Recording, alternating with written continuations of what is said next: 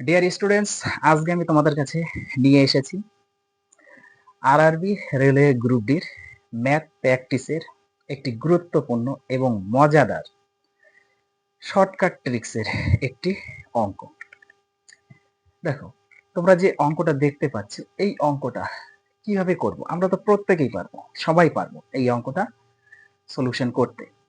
কিন্তু এক্সামে শর্ট সময় এবং শর্ট ট্রিক্সে কিভাবে করতে হয়, আজকে এই জবরদস্ত ট্রিক্সটি তোমরা একটু শিখে নাও।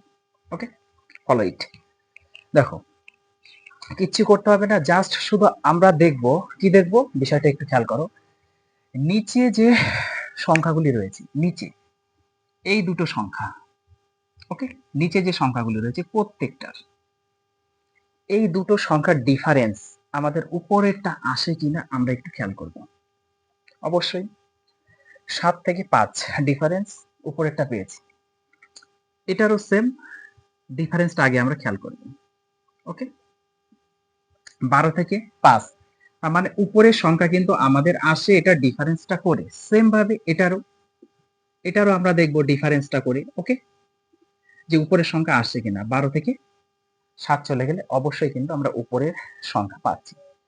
যদি এরকম হয়ে থাকে, যদি চলে আসে, তাহলে আর কিচ্ছু করতে হবে না। কি করতে হবে এবার? দেখো, নিচে যে সংখ্যাগুলি আছে, যদি প্লাস থাকে আমরা তার বিপরীত লিখব, যদি মাইনাস থাকে তার বিপরীত লিখবো। তাহলে মানে আমাদের এটা প্লাস আছে কত, √7, তার বিপরীত লিখবো -√5।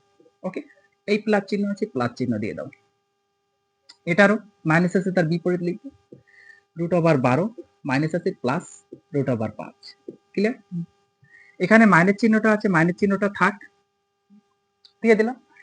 এটার বিপরীত হবে √12, আর এই মাইনাসটা আমাদের কিন্তু প্লাস হয়ে যাবে √7। তবে এটা ব্র্যাকেটে রাখবে। কেন? কারণ এর আগে একটা মাইনাস আছে। ওকে, পরে √7 মাইনাস √5 প্লাস √12 প্লাস √5, এবার মাইনাস দিয়ে এটা গুণ করে দাও, উঠিয়ে দাও। ওকে, দেখো আমাদের এবার কাটাকুটি করে দাও। দেখো প্রত্যেকটার কিন্তু কেটে যাচ্ছে। -√7 প্লাস √7, -√5 প্লাস √5, -√12 প্লাস √12 কেটে গেল। Answer equal to 0। তার মানে অপশন নাম্বার 2 হচ্ছে তোমাদের সঠিক অ্যান্সার।